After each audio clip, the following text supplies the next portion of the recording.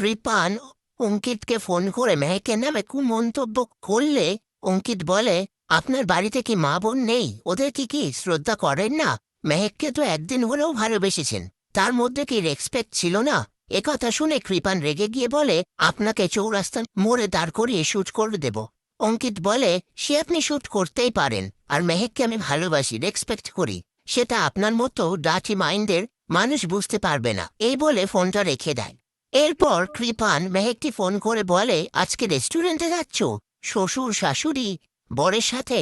আমিও যাব, পাশের সিটে বসে থাকবো, তোমরা কি অর্ডার করবে সেই সবটা দেখব। সেই মুহূর্তে সেখানে গীতা এসে মেহেকের থেকে ফোনটা নিয়ে কৃপানকে ট্রিট করে ফোনটা রেখে দেয়।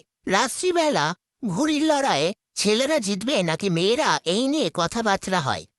তখনই অঙ্কিত ফোন করে আর অগ্নিজিৎ মুখার্জি অঙ্কিতকে বলে, তোমার নেমন্তন্ন, আমাদের বাড়িতে ঘুড়ির লড়াই হবে, আমাদের দলটা একটু কমজোর পড়ে গেছে, তাই তোমাকে দরকার। অঙ্কিত বলে, ঠিক আছে, আমি আসছি। এই বলে ফোনটা রেখে দেয়। পরের দিন সকালবেলায় গীতা থানায় এসে বড়বাবুর সাথে ঝর্ণার কেসটা নিয়ে আলোচনা করে। বড়বাবু বলে, এই কেসটা তো অনেক পুরনো, আপনি এটা নিয়ে নাড়াচাড়া কেন করতে চাইছেন? গীতা বলে, এটা আপনি আমার থেকে ভালো বলতে পারবেন। ঝর্ণা দেবীর স্বামী কেন নিখোঁজ হয়ে গিয়েছিলেন, তবে জীবিত অনামৃত অবস্থায় পাওয়া গেছিল।